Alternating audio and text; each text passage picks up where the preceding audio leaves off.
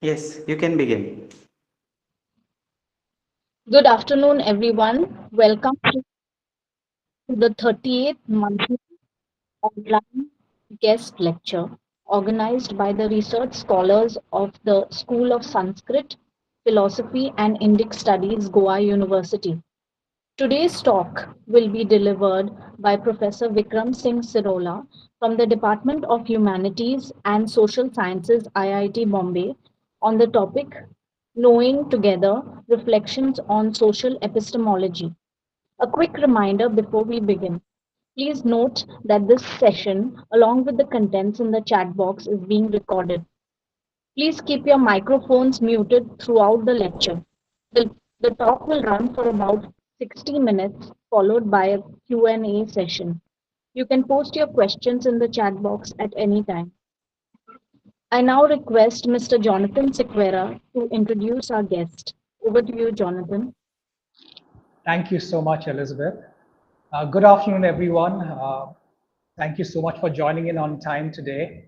I would like to welcome our Dean, Professor Sanjot Pai Vernikar, all other faculty members at Goa University, all research scholars at Goa University, and all participants from and outside Goa University.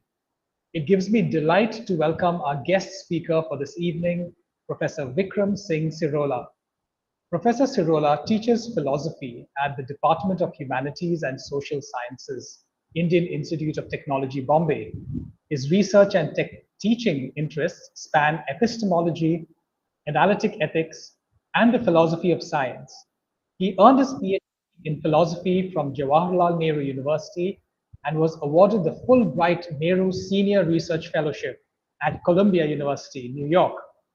Professor Sirola's recent publications include works on social epistemology, under determination in science, evolutionary epistemology, moral epistemology, and scientific normativity. His contributions to teaching have been recognized with the S.P. Sukatme Award for Excellence in Teaching at IIT Bombay in 2020 and the Departmental Award for Excellence in Teaching in 2018. Professor, we welcome you and we look forward to your insightful session with us. Thank you so much for joining us, Professor. Now over to you. Thank you, Jonathan. Without further delay, I invite Professor Sirola to deliver his lecture. Sir, over to you. Okay, good afternoon, everyone. I'm extremely delighted to be here amongst you, and I'm especially happy that this talk is being organized by the MA students and for them. So such occasions we really enjoy, particularly when we are from IITs, though we have recently started our MA program. So thank you, Sanket, for coordinating this, and you could keep your patience for all the delays in my communication, right? And I'm happy that we could finally make it. So this talk, actually, I have been working on social epistemology for some time. But this talk on knowing together, I have planned a little differently, given that most of the audience, I assume, are those who are from MA or PhD and may not have a clear conception of social epistemology as different from another epistemic enterprises. So social epistemic or the social epistemology stands in some way quite interestingly different from other traditions of epistemology which have been making these attempts to conceive knowledge by considering the social dimension of it. So this idea of knowing together is something like which we sometimes say, let us think together. And by saying that let us think together, it is not that the thinkers are in some kind of unity. They are not in unity, but they sync. So there is a synchronization which is expected, not a unity. So there is no necessity that we identify with each other in every aspect of thinking, but on a particular context from which such thinking may arise. So similarly, we talk about this in many, many ways, where the individual or the individualistic approaches open up to accommodate the other. So is it possible that such uh, openness can be talked in terms of knowing? Let me share the slides. Actually, I have prepared it because I know that most of you are students. It may be helpful to get a little more sense of what I'm going to share with you.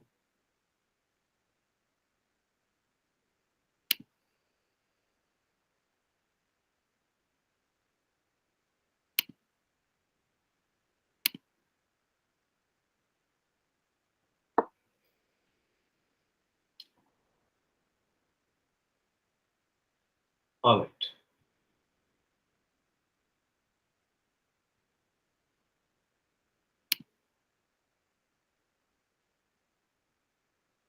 So is it okay if I keep it in this mode? Because possibly making it a full screen, I will lose seeing you. Yes, sir, it works. All right. If the fonts are too small, let me know. Is it visible? Yes, sir. It's visible, Professor Vikram. All right. All right. So what is meant by saying to know together or knowing together? Right? To knowing together is the idea which emerges from this division which we are making in our approaches between the individualistic sense of knowing and the communal sense of knowing. So when the collective comes to know what and how knowledge looks different. So the modern analytical epistemology, if you see, sorry.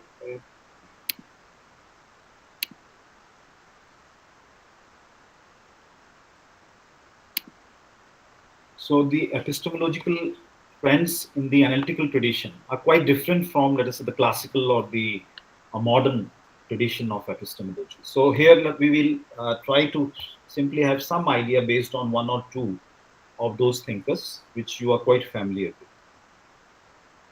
So when we say knowing together, then it is posed against knowing alone. Now, knowing alone in the classical epistemology, if we look at it, is primarily an inquiry into the individual knowers and its relation to the world. So, how we know is more an inquiry into how can I know anything with certainty. If you look at Plato's Theaetetus or Meno, you see very clearly that this idea of knowledge as recollection is nothing but individuals' recollection what knowledge is from the past births and all that.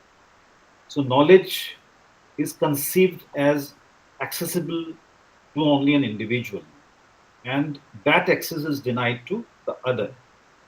Now we can talk it up a little more in detail. It is not that simplistic idea, but in many ways this is individual persuasion to which leads to this achievement we call knowledge.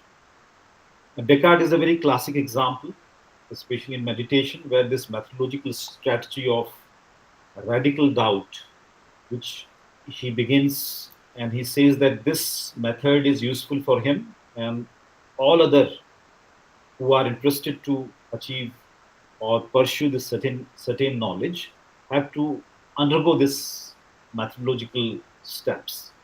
So the quest for certainty is there in all, but it is to be achieved by each individual. So that's why he ends up, when he finds there are ways in which you find a beginning point where there is a certainty, that is, I think, therefore I am. So he says, but certainly I must exist. If it's me who persuade it or who doubts. So this is not that Descartes' achievement becomes others' achievement in terms of which certainty he has attained, but that becomes a way for others to also have these persuasions. So subject here looks more like a self-sufficient, rational being capable of achieving certainty by introspection or by deduction.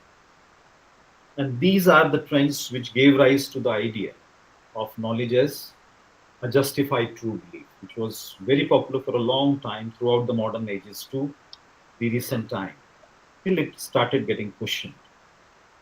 So, justified true belief, and for whom this justification is, and who makes this assertion about its being true.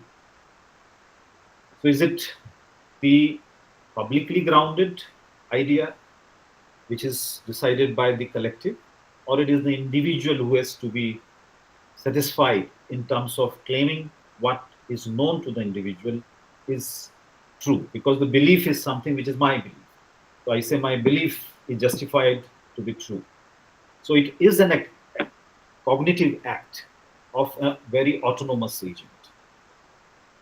Now this quest for truth and knowledge remained central to the question that whether and how individual cognitive faculties would yield justified beliefs about an external world.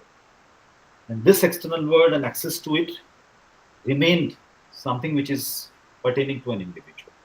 Now, this is an idea of what I am calling knowing alone.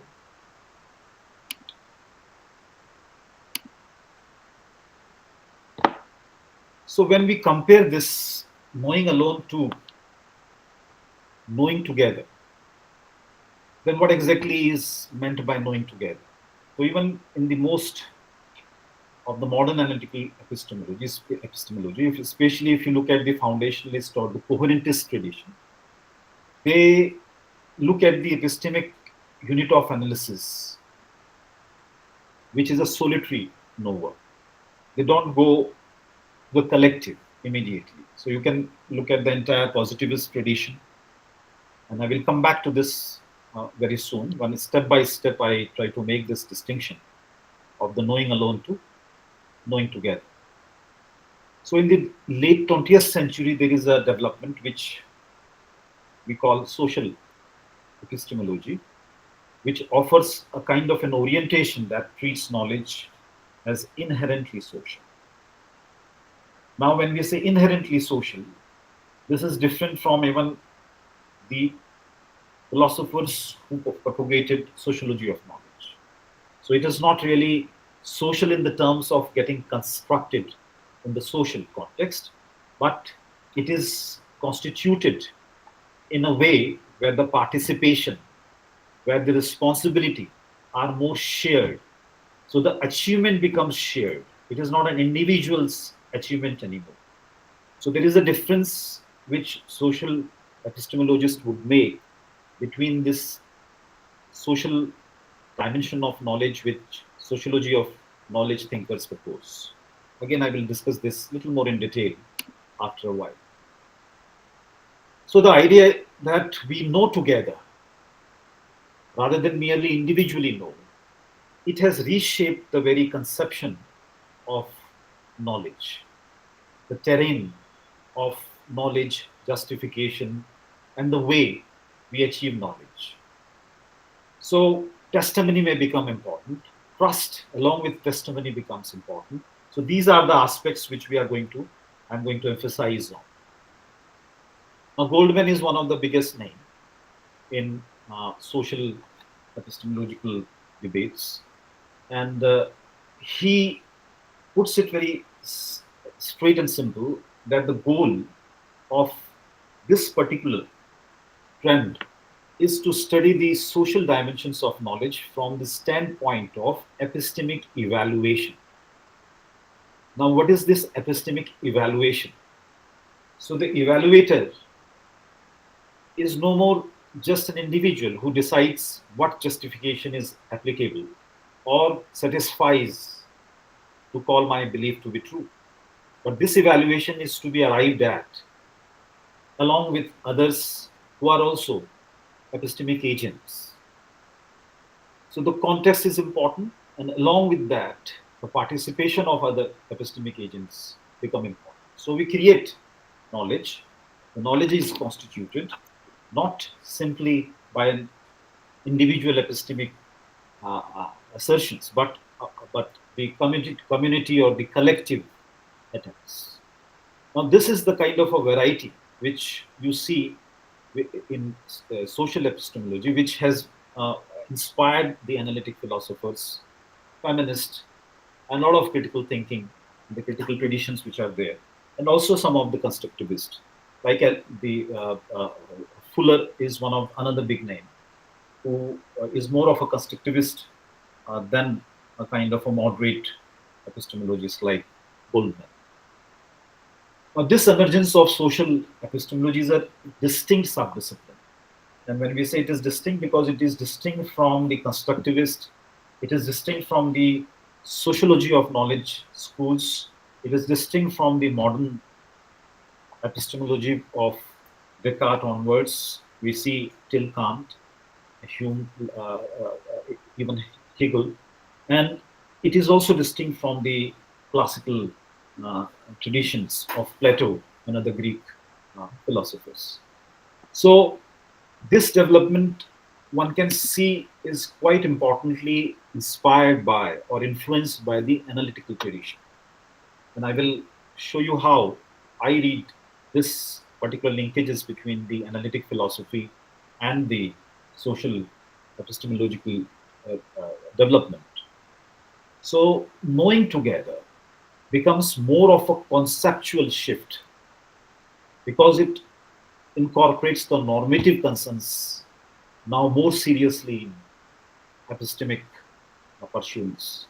So the idea is something which one can now, after knowing that there is a way in which knowledge can be relooked at, you can go back in the tradition and see whether there are some who probably have given some kind of insights where this particular proposal of social epistemology can be traced from.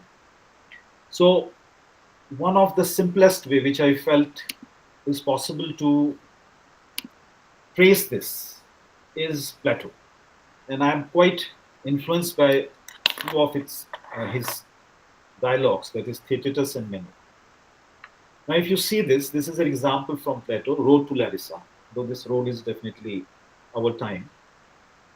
So I'm just summarizing it. I'm sure many of you are familiar with the text in Meno. He raises this question that who is a good guide? And the question is pretty simple. And he says, a good guide, one who knows, that is the one who has traveled and taken the road to Larissa, or the one who has true opinion. That means the one who has not traveled and taken the road to Larissa, but gathered the reliable details about the route to Larissa, the road to Larissa. So when you look at this, who would be a good guide? This doesn't seem to be a problem to say that whether you have traveled or you have gathered the reliable details from others, you can be equally a good guide. So he makes this distinction. He's discussing this idea in the context of the distinction between episteme and doxa. Now, episteme is knowledge, doxa is opinion, belief. And we all in the Western philosophy have been seeing that this distinction remains at the center of all the debates, even in the recent time, that how belief or mere opinion can be distinguished from the episteme, the knowledge. So Plato says in the dialogue Meno, can I be wrong? Can he be wrong who has right opinion, so long as he has right opinion?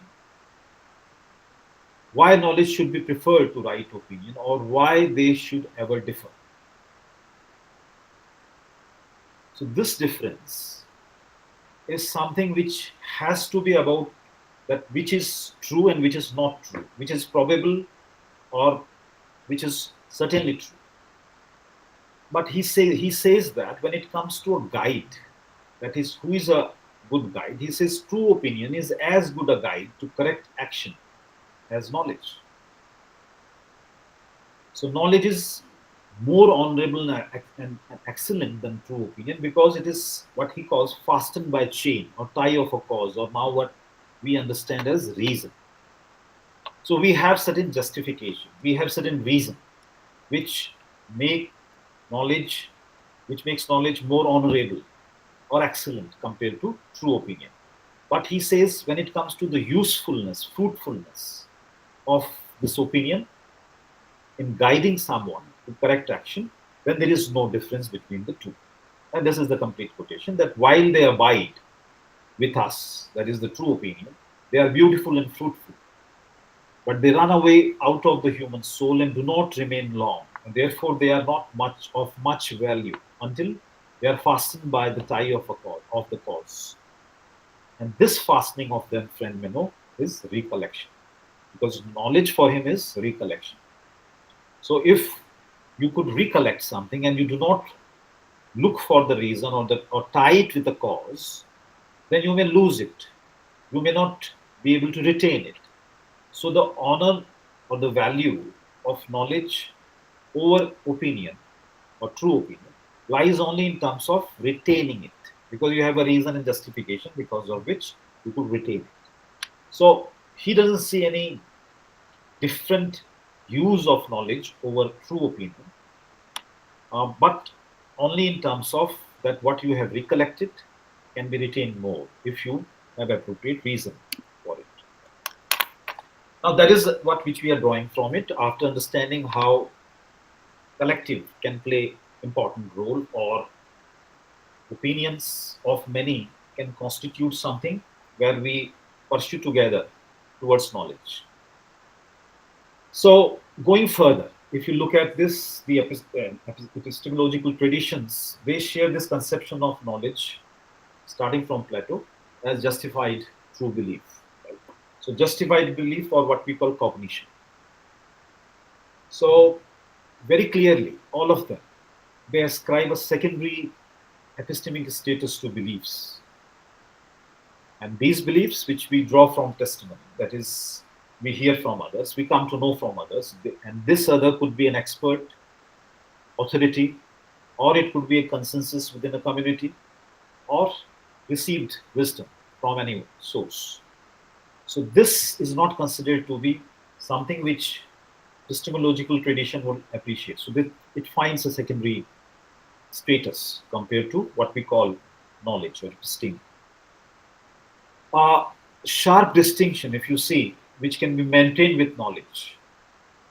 And this distinction goes on in spite of Plato saying it very clearly in Meno, that there is no serious distinction except that you can retain it. So the quality, let us put it this way, of what we call knowledge, or the quality of what we call a true opinion, is not different in serving the purpose, the usefulness, but it is only that one gets retained longer than the other. So, but now in the modern tradition, this shifts completely, and that goes to saying that knowledge is about deliverance of reason, intuition, demonstration, perception. And on the other hand, opinion is non-demonstrative. They are based on faith and testimony. Now, this is what which we are going to look at, that are they real hindrance when it comes to lack of demonstrativeness and knowledge, or something which is based on faith and testimony of others. Faith here is trust. So if we say trust or testimony, becomes a kind of an hindrance for calling an opinion knowledge, or it could be seen as a kind of a social condition. Now, in the 20th century, logical positivists, Popper and Quine, they dominated this very idea. And you can see in them, there is a very big leap you can see among these three, that we get to see knowledge and the epistemological concerns shifting in many conceptual ways. Now, logical positivists, they looked at reconstructing scientific knowledge in a formal term, which is accessible to any rational mind. So rationality or reason is very important. and its accessibility to any reasonable mind or rational mind is equally important. So you are reconstructing scientific knowledge in formal terms. And what are those formal terms? More of logical relations among the statements, which can only find the epistemic legitimacy. And if they are not the logical relations among the statements, then they call it nonsensical. So metaphysics, for example, becomes nonsensical. So this third person perspective, that the evidence available to idealize this knowledge from a third person perspective, is the only way knowledge is legitimized. So objectivity becomes a very limited term, or has a very limited scope in terms of where it can be applicable. And that's why the objectivity was construed as an elimination of social, because something which is social, that is containing bias, values, cannot really make changes to the way facts are, but they can clutter or cloud our reason towards those facts. Now Popper shifts from them by introducing falsification, for example, and he replaces this logical positivist idea of verification. But fundamentally, the proposal which we are concerned about, that is the individual and the social, there is no shift there. So he rejects that foundationalist model of logical positivist, but he continues to view epistemology as a theory of individual rationality. So the logic of discovery for him remains extremely important, that is justification, more important than even arriving at that discovery. So he gives those examples where there are possible discoveries which are made. For example, benzene structure, which is discovered in a dream by scientists, and then you do not say that how it is discovered, but it is important to explain that what are the steps in those discoveries. So logic of discovery becomes more, central to the Popperian inquiry as well. Now, Quine talks about this naturalized epistemology, which many of you might be familiar with, which situates knowledge within the empirical psychology. So he says that epistemology must be a chapter in psychology. But he still conceives the knower as an isolated organism, which is adapting to sensory stimuli. So for him, this observational part remains important. So whose observations? The observation of individual knower. Now I'm making a kind of a little broad demarcations, which may not be covering the final part of it, but it is important to say that how the social epistemological attempts are different from these trends in the early analytical tradition.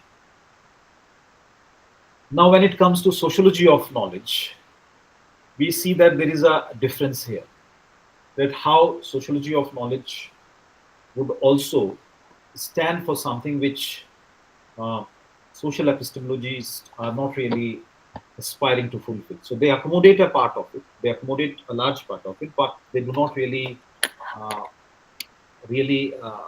subscribe to what sociology of knowledge is proposing. So the difference here is that sociology of knowledge made a very big shift again from the traditional understanding of in epistemology, but this social conditioning is limited to what, for example, Carl Menahem would say, that all thoughts is shaped by the social position of the thinker. Knowledge is bound by the social existence, which challenges the neutrality of reason. So objectivity for them is not something which is about the real access to the world or what we call the correspondence to the world, but it is to be arrived at from the social positioning, after you understand the social positioning of the thing. Now this is something which takes away the neutrality of reason, and that's why it becomes more of a descriptive framework, description of the social positioning, rather than a normative one. And this is one of the biggest difference where sociology of knowledge thinkers have from someone like Goldman and others. So what they are looking for is to explain why beliefs differ across social groups, not whether how they should be justified. So if you can see that for example, Durkheim, if you look at his work on uh, social facts, so you are looking at knowledge also as a social fact. What constitutes knowledge is not different from other facts which we come across in the society. So this idea is something which is more strongly pursued by David Bloor and Barnes in what we call strong program. The sociology of science finds an impetus from their work. And what they say is that both true and false scientific beliefs require sociological explanations.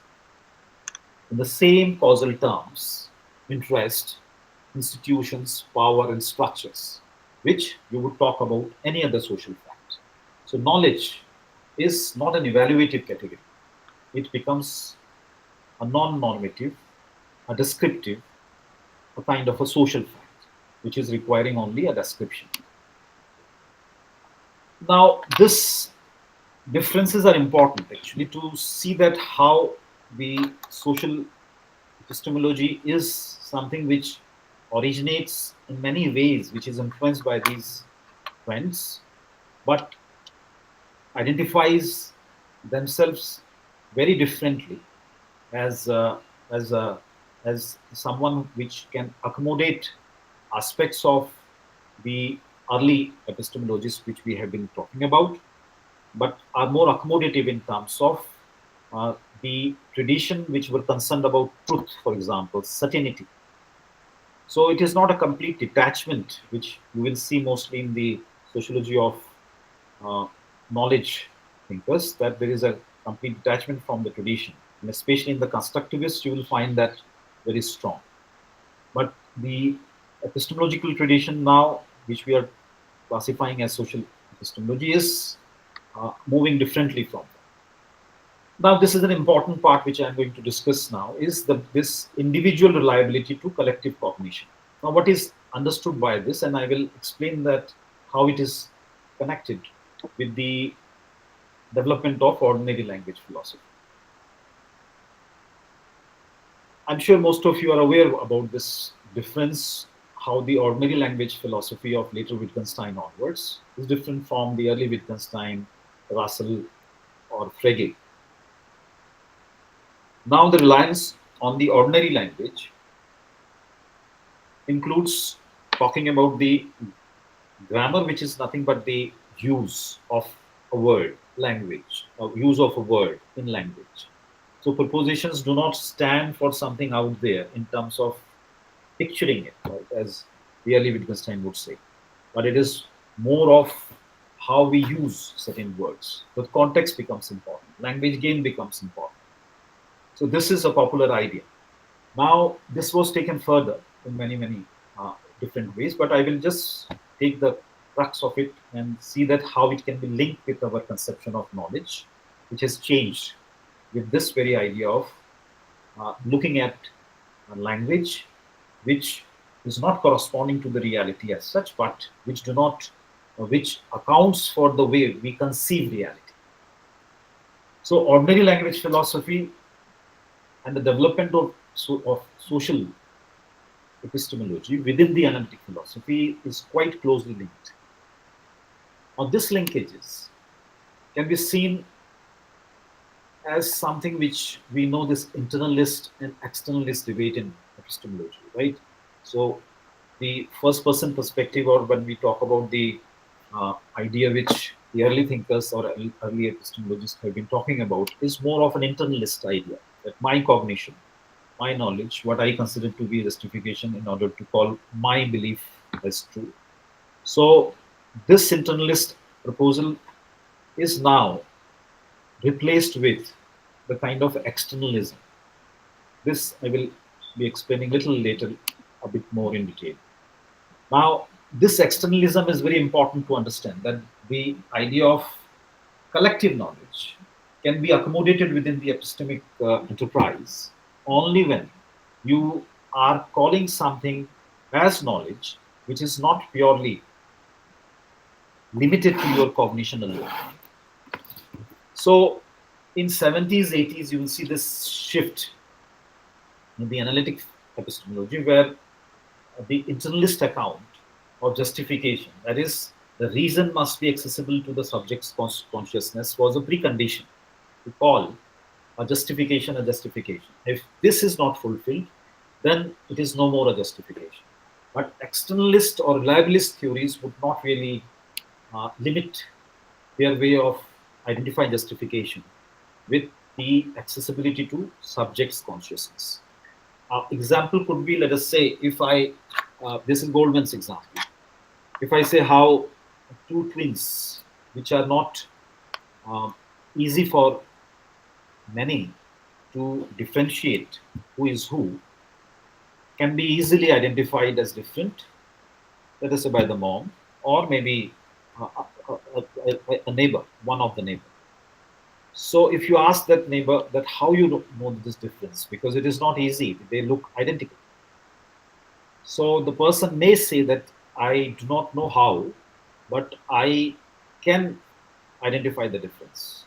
But where and how I do not know. So the availability or the access to your consciousness, the reason how you discriminate between the twins, identical twins, is no more a precondition. So externalist account or reliabilist account says that if the account is reliable, then this itself is a knowledge. So reliabilism opens up this possibility that the subjective consciousness cannot be a limiting condition to call something a knowledge. And there is an interesting discussion which is there in one of Goldman's paper. Justification that way is defined in terms of the process that reliably produce true belief is good enough to be called knowledge. So if you look at this is what is justified belief or the epistemics, the regulative theory of cognition, they cover this reliabilist theory of Goldman. Now, one epistemic justification depends on the reliability of cognitive process. Now, this reliability of cognitive process could be drawn from accommodating the social mechanism, right?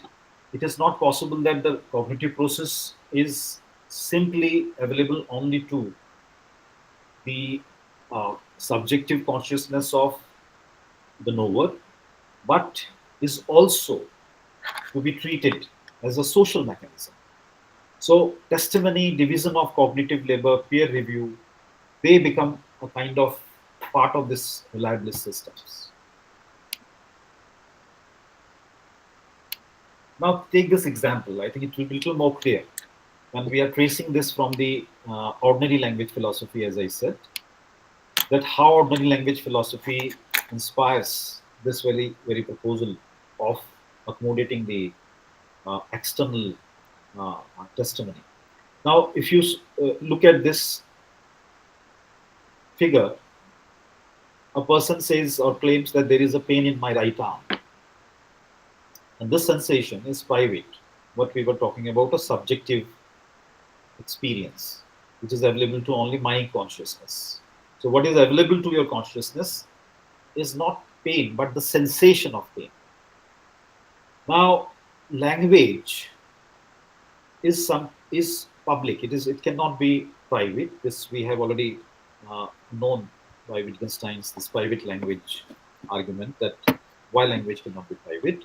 Now, if language, which is a public institution, this helps you to label a private sensation and call it pain. So you are labeling it as pain, drawing from a public institution language, and I, as an observer, can see that you call a sensation as pain. So what you call pain, that I cannot really confirm that that sensation is the same as what I call pain.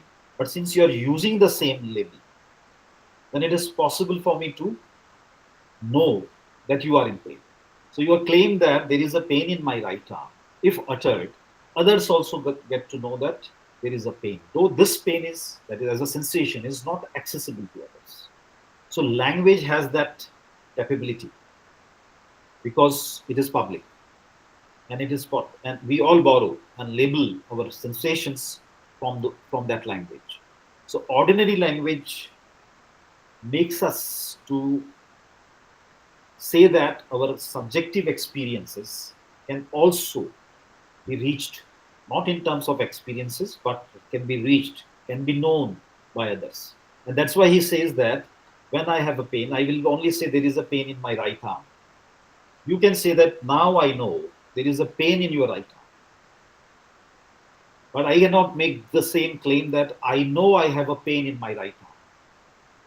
And this, Wittgenstein says, is a nonsensical statement. Why? Because you cannot claim to know, you can only experience it. So if you say that I know I have a pain in my right arm, then it means there would be a situation where there is a pain in your right arm and you do not know. So, but this is possible for me or the other who can say that I know you have pain in your right arm, or I do not know you have pain in your right arm. So there is a difference in which your subjective experience of a sensation can be labeled by a publicly spoken language, and this becomes epistemically accessible for others. But for you, your epistemic access is like others, but you have the privilege of having the sensation available to you, which others do not have. That this sensation is not available to others. Now, this is the idea which looks quite inspiring and gives certain kind of an insight. It's a simple idea, but the insight is that there is a way in which you can expand this traditional proposal, that there is a subject of knowledge and there is an object of knowledge. And you have a clear cognition, intuition, and in this way, it is possible to have a reason to say that you know the object of knowledge.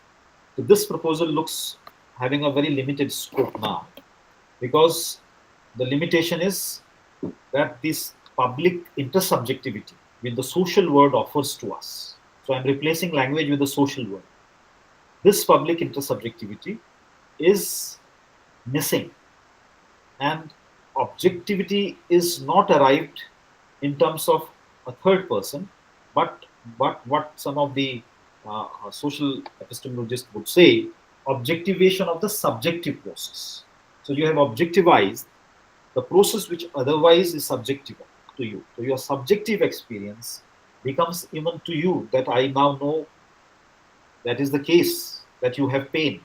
And this is made possible by the social world. So public intersubjectivity, the objectivation of subjective process by which the intersubjective common sense word is constituted. So what we call a world, that reality gets constituted by this intersubjective context. And this is very important and different from how sociology of knowledge thinkers have been talking about the same social world. But this constitution is more of a constitution in terms of missing the real, missing the or the corresponding to the real world, and it lacking the evaluative or the normative aspects to it. So the collective cognition becomes a kind of a direction in which knowledge can be conceived in. The social epistemology for Goldman becomes a kind of a systematic study of the social dimension of knowledge or information, including the institutions that affect the production and distribution of belief. So institution of knowledge, including, let us say, language, or scientific institutions, or what we call having authority of certain kind, or the institutions within the social fabric, they become equally important in terms of what you call knowledge. So how knowledge is produced is important.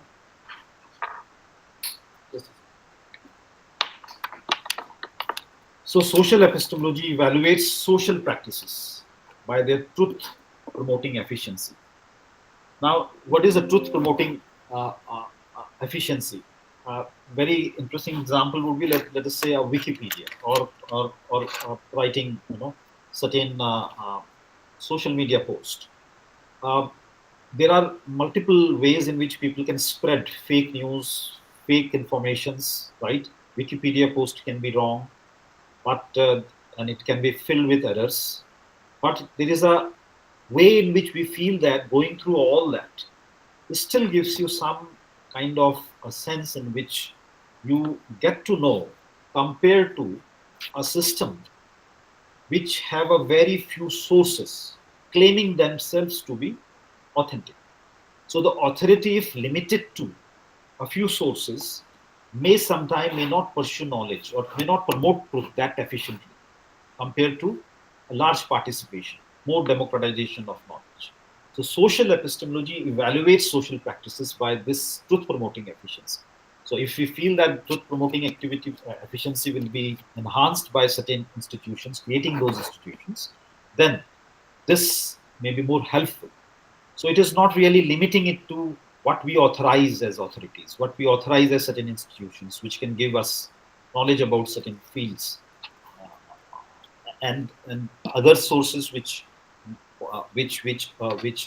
disagree are not really accommodated within that system of institutions. So this is something which social epistemologists would not really agree. So the social is not opposed to epistemic objectivity, because it would look like as if the objectivity will be lost in the democratization of knowledge, or the giving emphasis or emphasizing more on the social practices. But they do not, because there is a kind of a normative concerns which remain foremost, and you are choosing a practice over the other only based on what promotes knowledge. So all pursuits that way in this social fabric which we talk about, which leads to a kind of epistemic achievements, are truth abiding. We cannot really say that they are necessarily to hide the truth.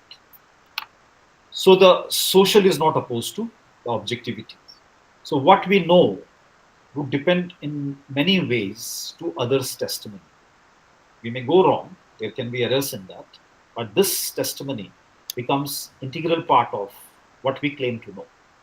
And some social epistemologists propose testimony as a primary source of knowledge, not merely a derivative of perception or inference, because they say that most of this knowledge is possible because of the cooperative act.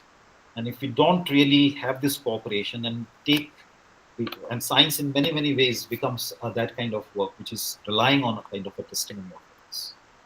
So epistemic dependence, cooperative acts in which epistemic agents rely on the cognitive authority of others. That doesn't mean that we are no more responsible for the kind of beliefs we hold.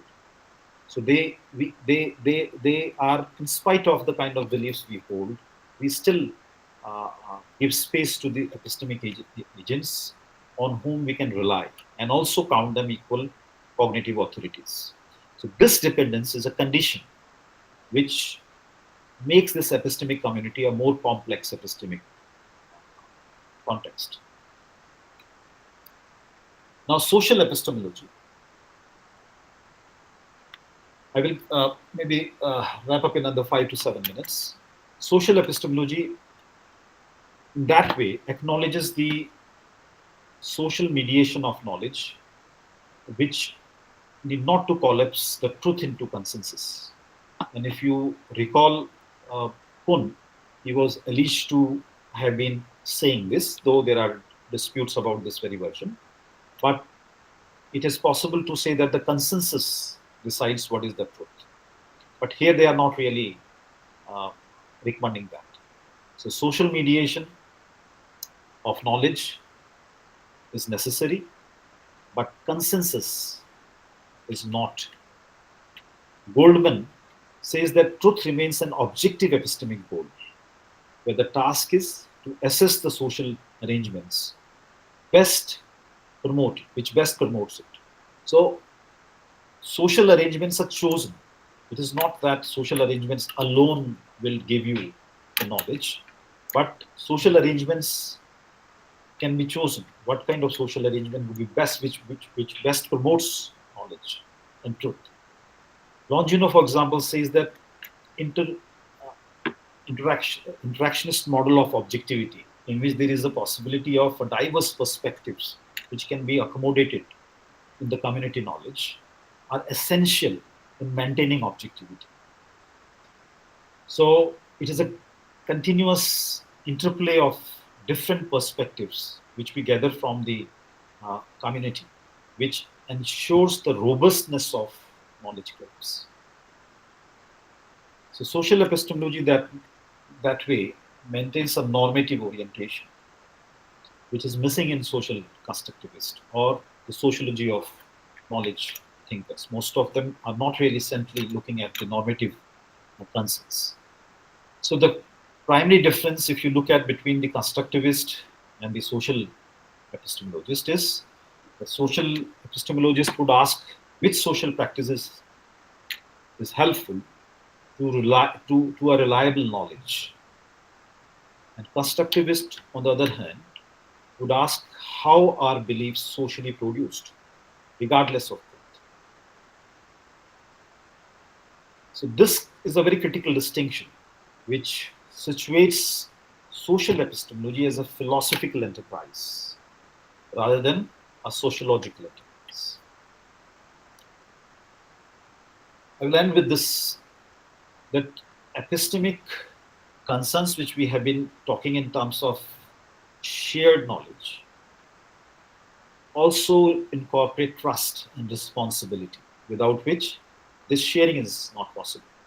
So the idea of knowing together, which we are discussing now, also foregrounds trust as an epistemic virtue.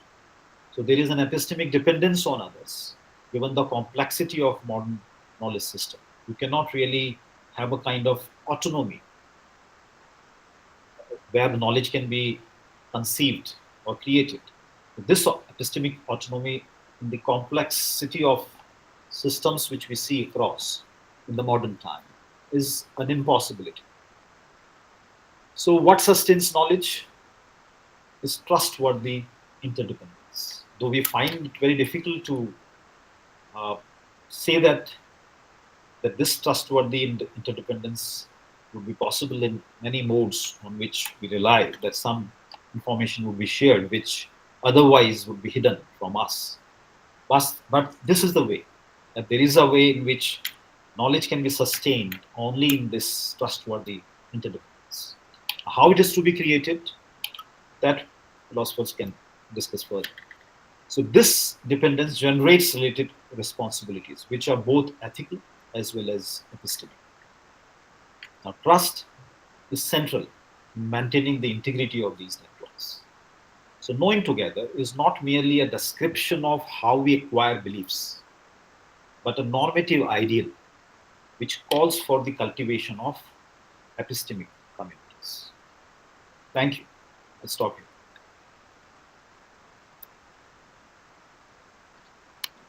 Thank you so much, Professor Sirola, for that insightful presentation. I now request Ms. Sia Swangodkar to moderate the Q&A session. Over to you, Sia. Thank you. So anyone who has a question can either type their questions in the chat box, or you can directly ask your question by pressing the raise hand icon on the bottom of your screen.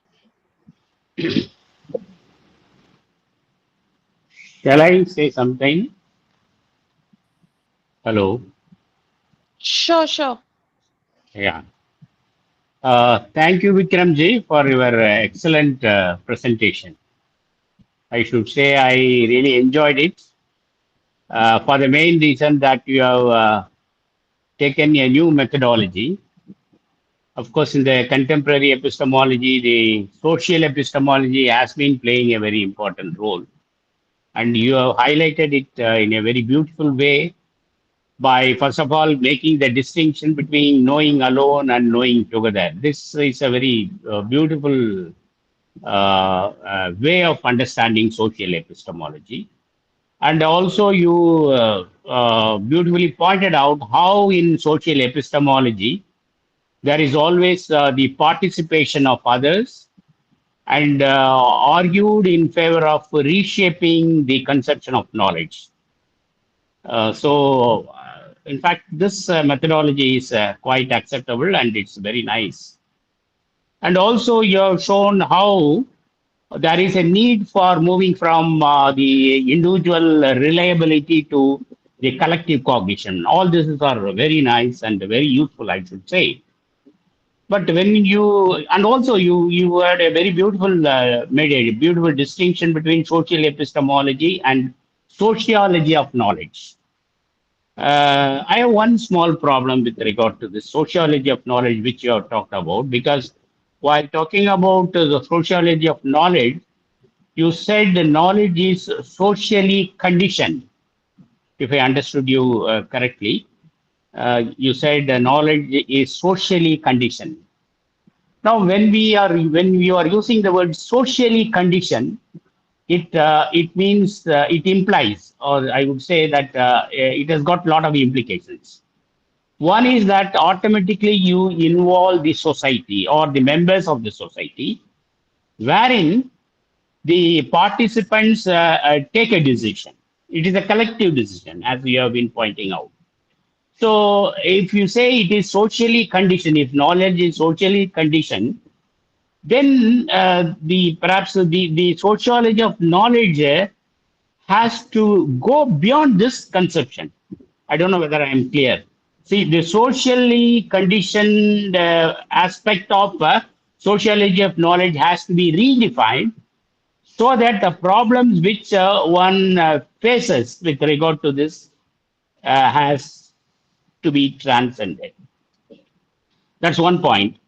And secondly, this is also a very beautiful point, which I really like. You pointed out how the institutions, as well as testimony, and also you pointed out the cooperative acts, how they play a very important role in social epistemology. But I feel it would be better if you could add a group belief, because it is a group finally which play a dominant role in arriving at a conclusion. So this, perhaps you may consider this. Actually, I was wondering whether testimony is acceptable, because sometimes we may not be correct in accepting others' position. How far a person is trustworthy, and that problem is also solved in your last part of the argument, wherein you said that trustworthy independence. That's a very beautiful understanding, because Habermas would talk about in similar aspect, because when he talks about the ideal speech situation, he talks about the symmetrical relation.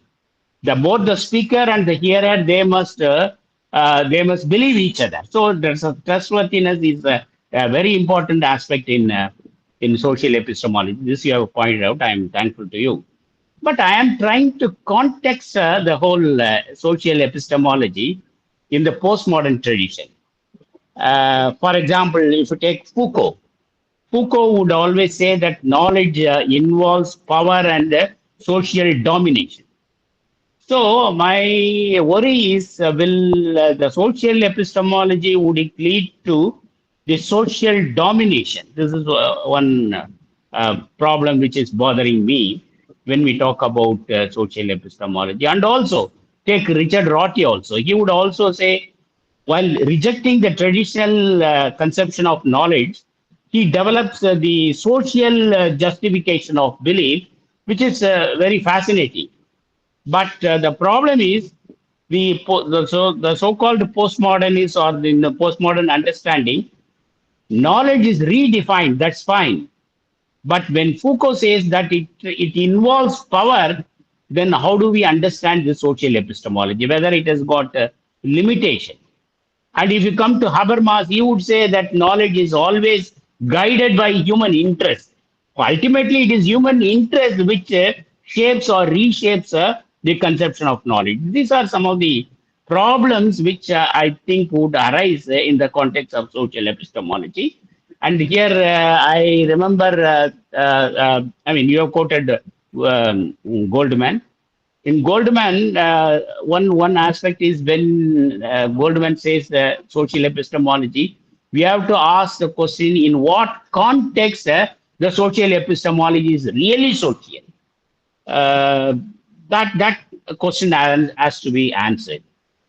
Shall we say that social epistemology is a complete rejection of the first person, and shall we say that it moves towards the third person perspective? But the third person perspective already involves the first person perspective. When we talk about Daniel Dennett's phenomenology, for example.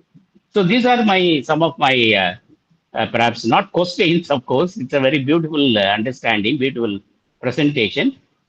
These are some of my observations. Perhaps if you think if you can answer some of these issues, I would be happy. But I really enjoyed it. It's a very beautiful way of understanding social epistemology. Thank you, Vikramji. Thank you, Professor Panil. They're very interesting questions.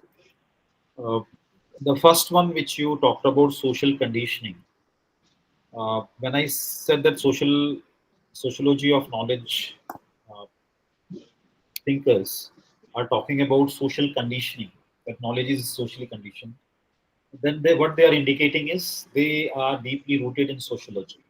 As I said, Menhem, for example, in Ideology and Utopia, he is looking at sociology of knowledge by arguing that thought is shaped by the social position of the thing. So knowledge is bound by the social existence. Now, when you say knowledge is bound by the social existence, then neutrality of reason gets challenged. Now, this is what is the problem with the sociology of knowledge, or the group or the perspective, which takes away this neutrality of reason and takes away also the evaluative aspect of it. So they are not really engaged with a normative program, but they are more of a descriptive framework which they are propagating. So, so when they are saying that why beliefs differ in different social groups, right? Not because they are justified differently.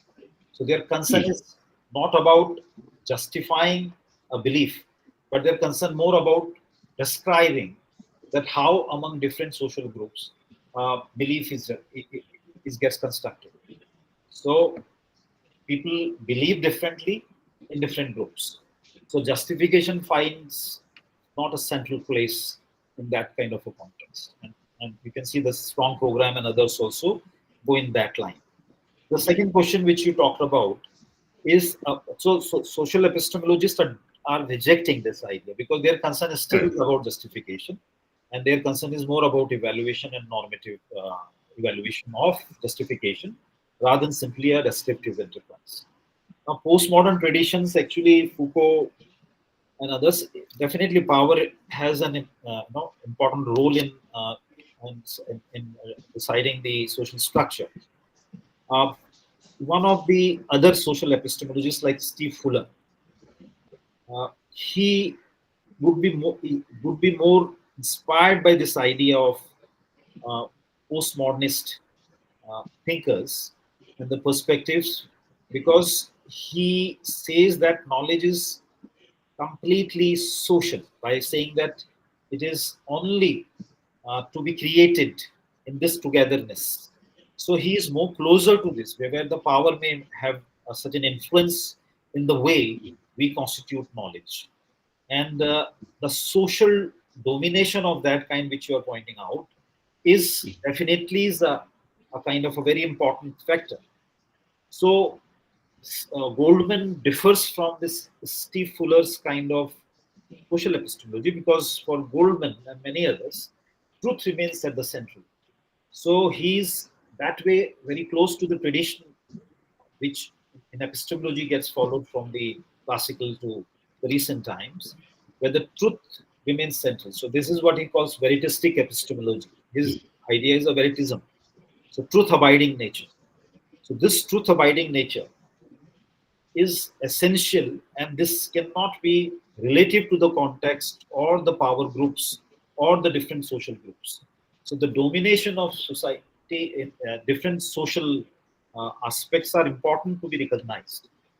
But those aspects, if recognized, it would be possible only by such acknowledgement that we are able to identify what influences knowledge, what biases get created by such influences. So, as I have been saying, that this kind of social epistemology which now getting more popular is less of this postmodernist or constructivist epistemology. The third part which you are talking, which you raised, is again very interesting. That the context of social epistemology, that the first person. My reading, I can be wrong, but I mean, since my this idea, as I'm linking more closely with the ordinary language philosophy, so I see it as a more of a interactive, intersubjective. When we say, is more of the second person, where the context is not really third person because objectivity is important. But the second person is something which gets missed in between this first and the third. Now it is possible to say that the first person is already part of one. But the idea is that my subjective experiences, for example, that what I cited here is the pain. The sensation is subjective to my consciousness, but the objective part of that pain is only in terms of, let us say, how medication would support getting rid of it, how we come up, certain medication which helps us to calm down the nerves, which give us a sensation of pain and all that. So that is a third person. Now, but the point is that what we come across as pain in a society, is that third person only? Or is that pain is constitutive of how we talk among ourselves about that pain? So there is a second person, which this ordinary language philosophy makes possible. That how I talk to a person who is suffering a pain, and how I understand that pain, is something which I get a sense of that pain, not necessarily a third person perspective alone. So social epistemology constitutes a kind of a space for the second person, in which that's the reason why I gave this example of, let us say, Wikipedia. So we are not saying that all the entries are verified by historians when it comes to a historical entry, but we can all contribute there. So the moderation happens in this very attempt that everybody is participating in that activity. So you do not need a separate expert to moderate that activity, and they can also be one of the participants. So the idea that knowledge has this truth abiding nature is the soul of, the core of the proposal, which social epistemologists like Goldman and others are subscribing to. So which saves them from the other epistemologists of the constructivist or the sociology of knowledge type. I hope I have answered some. Right. Thank you. Thank you. Very nice. Thank you, sir. There's a question in the chat box by Mr. Aditya. I'll read it. Does the collective or society become the new individual in the process of flow of knowledge? Yeah, this is also very interesting. So actually, this debate is there in the social ontology also, that what is the status of that collective? The the ontological status of it. Is that collective have any agency? Now, in the epistemological aspects, like this collective in the society would be treated as an individual. This is not what actually we are saying. That is a claim which social ontologists make, that the collective, for example, a state, institution, educational institution, they are collective. So if we say that IIT Bombay is responsible for conducting the conference, so who is responsible? Are we talking about the director, the organizer? Who exactly? So we are talking about the institution as a collective, ontologically. But when we are talking about social epistemology and incorporating the collective, it is more about shared responsibility, shared creation of the knowledge. So what we count as knowledge is originating out of this shared, context. So this is not really in terms of identifying the collective as an ontological entity comparable to an individual, right? So this is what the difference one can make, which the collective ontologically can be different from the epistemic sense.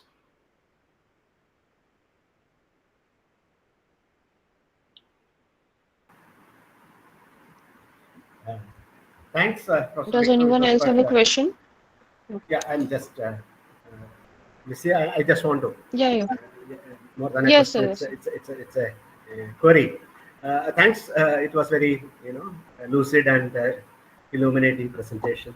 I was just wondering, where do you place Husserl in this, Husserlian phenomenology? I mean, I agree, some of the, phenomenologists like, Schutz, for example, or even Peter Berger, Thomas Leckmann, you may put them in a sociology of knowledge group. However, if you go into Husserl, particularly with his, genetic epistemology, genetic, phenomenological phase onwards, if you look at it, where do you exactly place him? Is he a precursor to social epistemologists? Because the idea of intersubjectivity that you were pointing out is quite evident there. He retains the idea of truth, again, a normative justification, because for him, Husserl, truth is very central to epistemic pursuits. He construes it as a regulative ideal. So with all these, ingredients that make what you would, differentiate social epistemology from sociology of knowledge, given those, demarcations, where would you place Husserl? I was wondering. Thank you.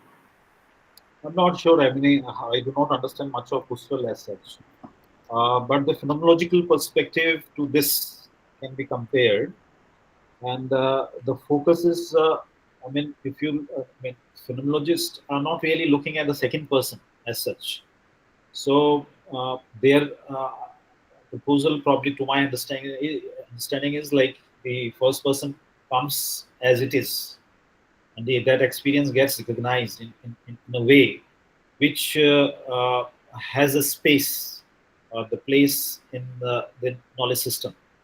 So the way it is, and the idea which Goldman and others are proposing is quite different from this, because what they are saying is that individual is not denied in this process. So we are not making a choice between the first and the second or the third perspective.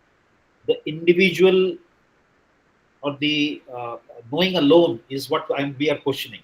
Where the individual cognizer has a very important role. So the phenomenological part is part of it, but along with it, it is essential to accommodate or to acknowledge the dimensions which are not limited to the individual's cognition. So this dimension, I'm not sure if phenomenologists are really saying can be accommodated. So the truth remains important, because this dimension can be something which may look as if creating newer kind of challenges for any individual pursuit for knowledge.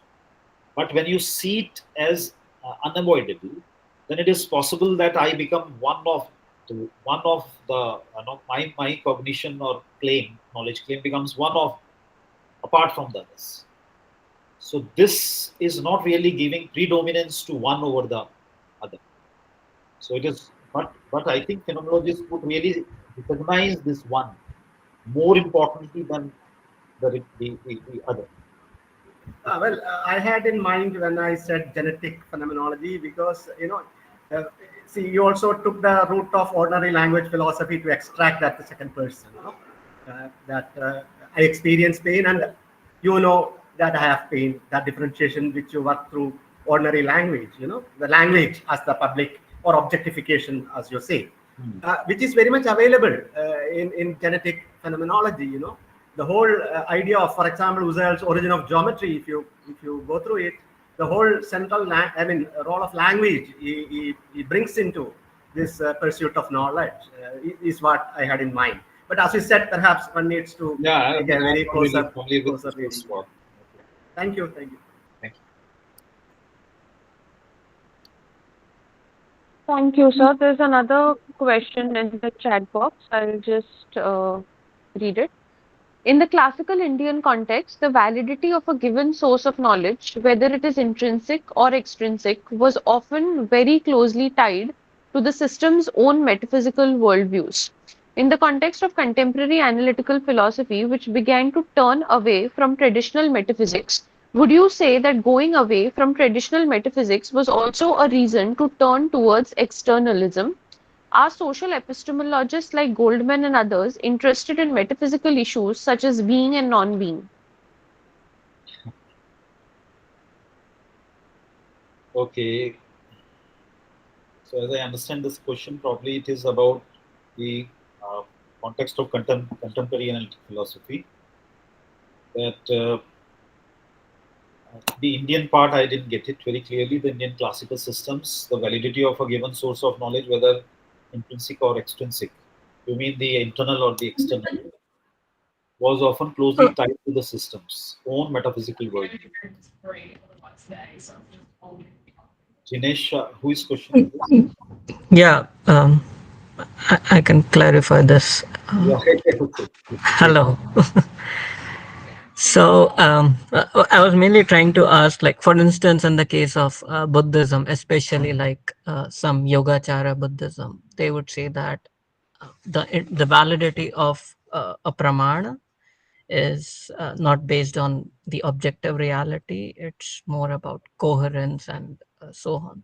So it was more on internalist side, and the metaphysics also either was influenced by that view or the other way around, like their epistemological view tried to influence their metaphysics. And if you go with Nyaya or Vaisheshikas or some other systems for whom a true cognition was dependent on objectivity and correspondence and so on.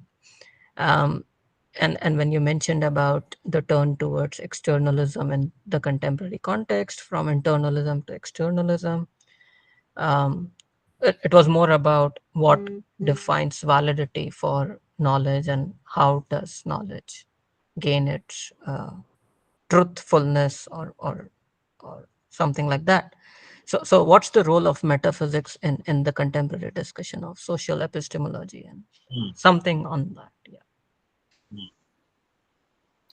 Yeah, metaphysics is quite integral to epistemology in Indian context, especially because Indian epistemology cannot be conceived without it. So basically, you are saying that what is the metaphysical commitment for social epistemologists like that, right? So, so the metaphysical aspects which Goldman is talking about it is that they are realist. They are not really making a claim that. So this is one aspect, because constructivists would not really give importance to that idea. And there is a truth, and this truth is not only regulative, objective truth, right?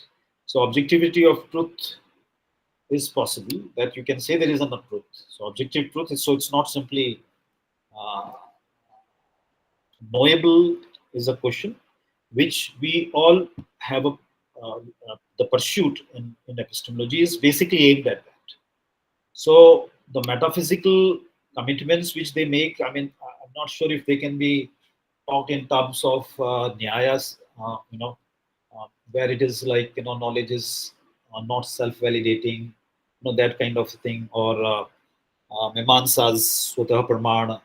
I do not know if that is a possible way to look at it, but in the epistemological debate, it is a first question which most of us remain concerned about is whether there is a reality, right, in this case, which is knowable.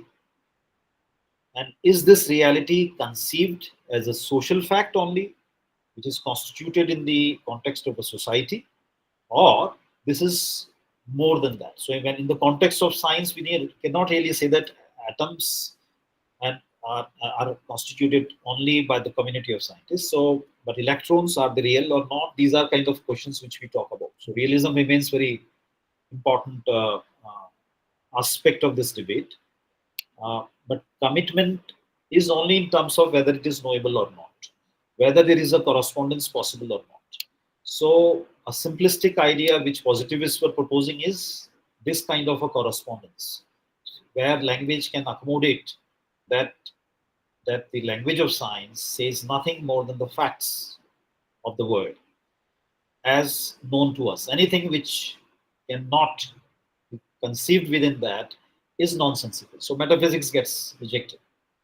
So the steps are more important, the justifications are more important, not simply unmediated knowledge of that world. So because it is not only the knowledge, but also the process through which we have acquired that knowledge. That is, essential to the positivist claim. This is something which later thinkers, including Popper and others, like they have started questioning, and now in social epistemology, this becomes a kind of a non-issue, because we are not really saying that knowledge of that kind is the only one which is possible about even in sciences, because we know that scientific community conceives a lot of ways to create evidence given the kind of hypothesis we have in mind. For example, Longino points out, let us say if we talk about gender issues, gender biases, now what biology or of sex has to do with it? So there are ways in which science accommodates, and we have a certain way to talk about, let us say, what is the difference between the temperament of men and women? If somebody raises this question and we talk about in terms of hormones. Now the studies which have been made, Longino gives this example.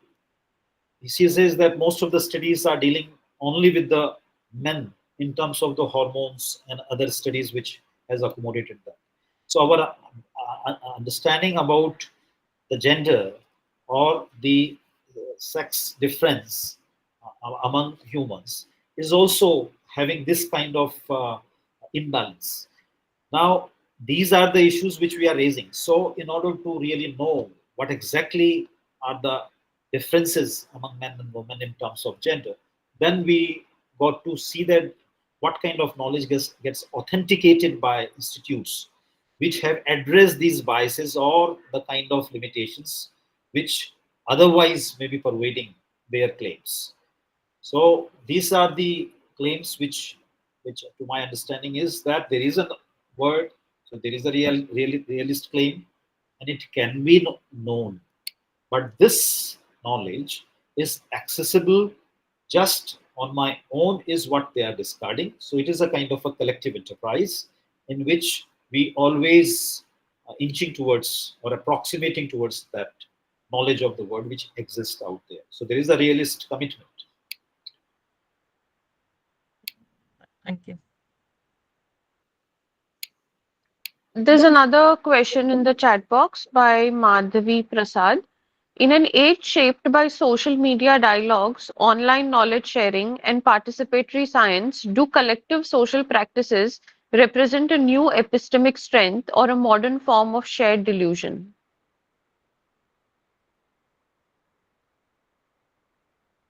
Yeah, this I discussed actually. That let us say we were talking. I mean, we tell our students that don't rely on Wikipedia, right? Many times they use that and say that that can be a starting point for a layman, but not for researchers. But there is a lot which the Wikipedia people depend on, and that gives you most of the time a kind of reliable information. But it is not authenticated. It is not peer reviewed. So, but it is community which monitors it. But there are a lot of entries which get changed when there is a certain development in the society. One of the example is like if a movie gets released, which have a historical context, if a film gets released, you will see that there's some entries will get changed there, and they get moderated. People say and question them. So there are ways in which these all evaluation moderations are happening on their own. Now, social media is something which do not have that kind of a regulation. So now you know that those who really talk about that social media dialogues have a fake narrative and can really give you misinformation, right? So this is a very good mode of knowledge sharing. But I mean, it had made us over a period of few years quite aware of that where exactly we may go wrong if we go by that kind of narratives which get propagated, planned in certain way by many countries, right? Many groups. So it is possible that we are now more aware of it compared to when these things were not there. So these narratives would be there. Probably they were there even if they were limited source and when we had no social media. But those who say that social media should be completely free make a lot of sense, because any censoring of it would be censoring a large part of knowledge or information which may go through, without being reported.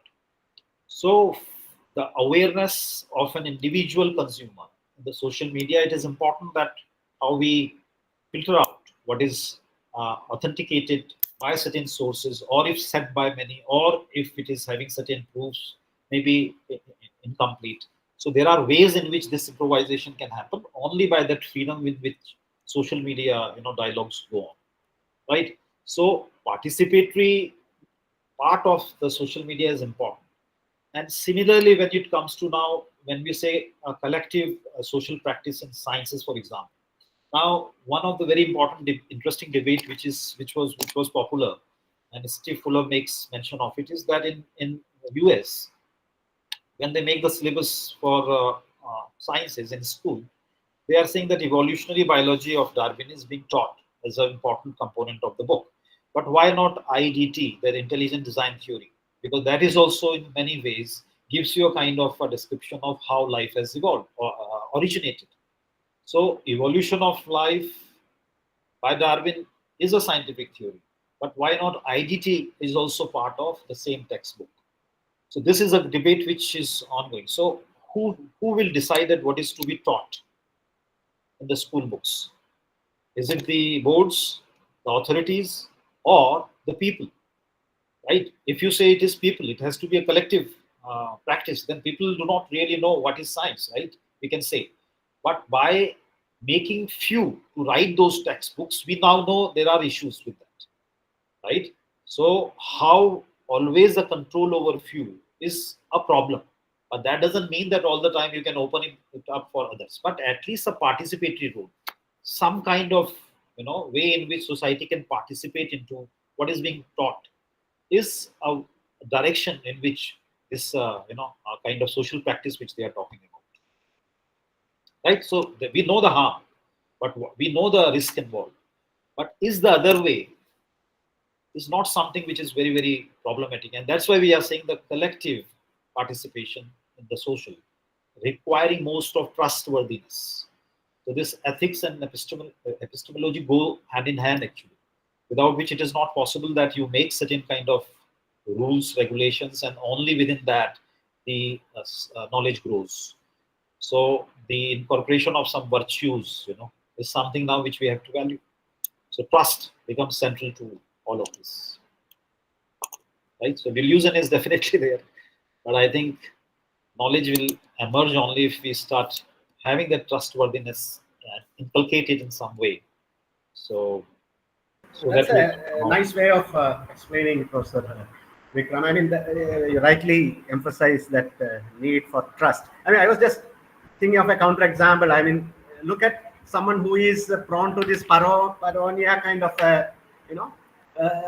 situation. Someone who doubts everything and try to even marshal support for such a belief. When someone is an individualist, I'm talking about the earlier model of individual knower.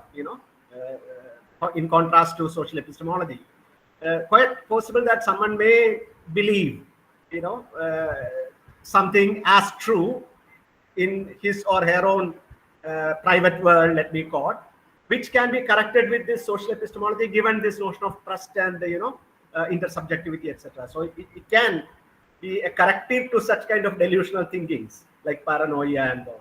Really smart, what I think. Thank you. Yeah. Yeah, but there, I mean, the problem with the individual sense is that it is what if I am a consumer of social media or the other forms of knowledge, which only I am, but who is creating it? Am I part of that creation? This is the question which we are saying.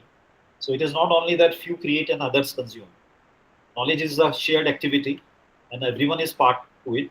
And then we are saying it is a truth abiding. Knowledge has the inherent nature of truth abiding. So we cannot say that we will be into a delusive world and then we would not know what is real and what is not true. So this is the kind of a possibility which it opens up.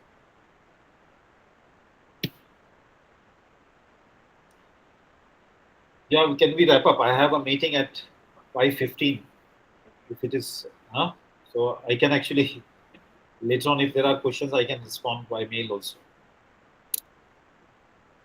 Yeah, thank you, Professor Vikram. Back to you, Elizabeth. Thank you, Sia.